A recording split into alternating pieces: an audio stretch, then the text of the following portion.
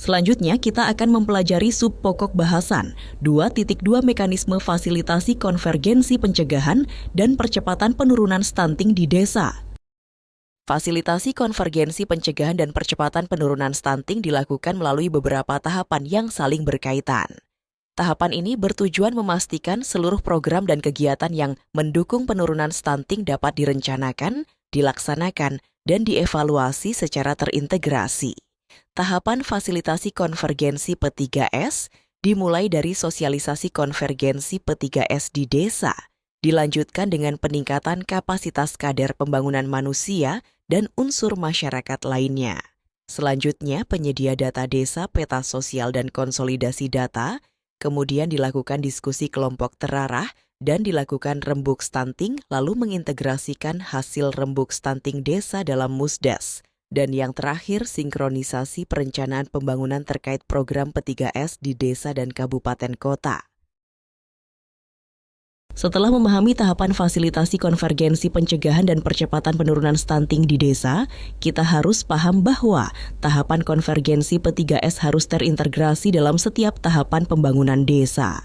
Integrasi yang pertama yaitu integrasi konvergensi P3S dalam tahapan perencanaan di desa. Dari aspirasi warga. Jadi program desa untuk masuk dalam anggaran desa dan selanjutnya untuk dilaksanakan. Langkah yang dapat dilakukan yaitu dengan melakukan penyelarasan dokumen perencanaan pembangunan seperti RPJM Desa, RKP Desa, dan APB Desa.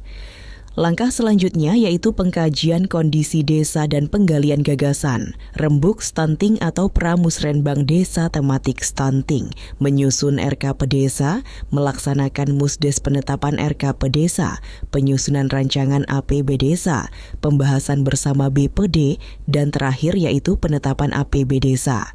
Yang harus diperhatikan bahwa kader pembangunan manusia, tim pendamping keluarga, dan kader posyandu fokus terlibat sampai tahap pelaksanaan rembuk stunting.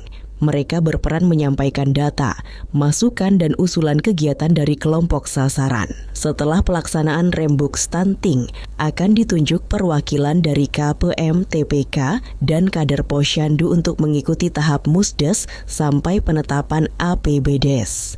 Perwakilan ini memastikan usulan yang telah disepakati benar-benar masuk dalam RKP Desa, dianggarkan dan dilaksanakan.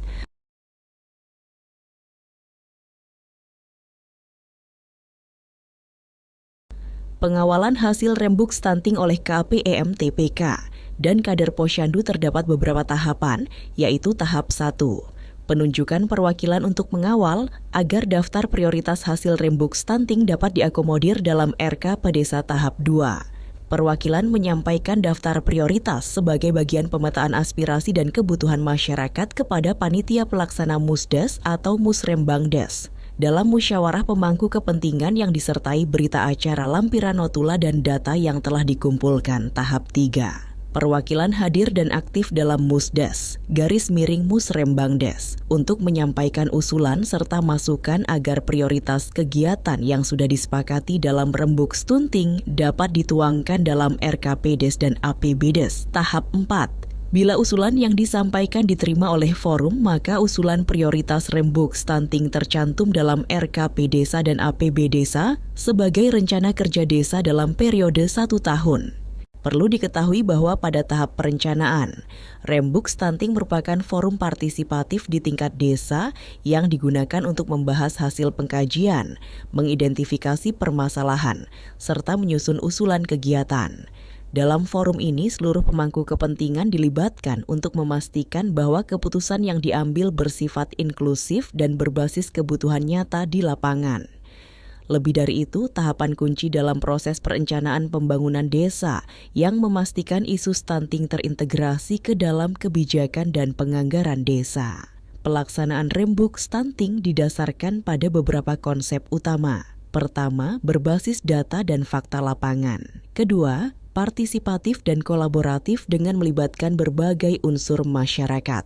Ketiga, berorientasi pada solusi. Keempat, menerapkan prinsip inklusi sosial dengan memastikan kelompok rentan ikut terlibat dalam proses perencanaan, pelaksanaan, hingga evaluasi, Berikut adalah contoh laporan realisasi APBDes tentang program P3S dari Desa Jabal Sari, Tulungagung, Jawa Timur dan Desa Logabang, Banjar, Kalimantan Selatan. Dari contoh kedua desa ini, kita dapat mengetahui bahwa kegiatan P3S telah terintegrasi dalam tahapan perencanaan dan pelaksanaan pembangunan desa dengan tidak hanya menganggarkan untuk intervensi spesifik atau mendukung sektor kesehatan saja, melainkan juga intervensi sensitif atau mendukung non-sektor kesehatan telah teranggarkan dan dijalankan. Konvergensi P3S dalam pelaksanaan pembangunan desa harus dilaksanakan sesuai RKP Desa yang telah disepakati, melibatkan masyarakat serta memanfaatkan kearifan lokal yang ada. Dalam pelaksanaan konvergensi P3S diperlukan layanan yang dapat diakses oleh seluruh kelompok sasaran. Ada yang disediakan oleh desa sesuai kewenangannya dan ada yang oleh sektor terkait atau supradesa. Intervensi sensitif dapat diintegrasikan dengan kegiatan lainnya yang tidak hanya menyasar sasaran stunting. Pelaksanaan kegiatan P3S harus mendorong perubahan perilaku keluarga. Selanjutnya, integrasi konvergensi P3S di desa. Pada tahap pemantauan dan evaluasi pembangunan desa dilakukan oleh Pemdes dengan melibatkan masyarakat desa dalam melakukan pemantauan dan evaluasi, dan Pemdes menginformasikan hasil pelaksanaan P3S di desa dalam rapat evaluasi pada masyarakat desa, serta meminta umpan balik dari masyarakat. Pemantauan dilakukan secara periodik minimal 1 bulan sekali untuk mengetahui progres atau perkembangan pelaksanaan program, konsolidasi data sasaran, dan cakupan layanan.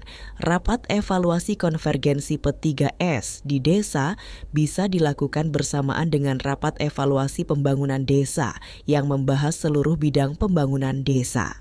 Rapat evaluasi ini dilaksanakan minimal 2 kali dalam setahun, pada sebelum Musrenbangdes pada bulan Juni dan setelah Musdes pada Desember.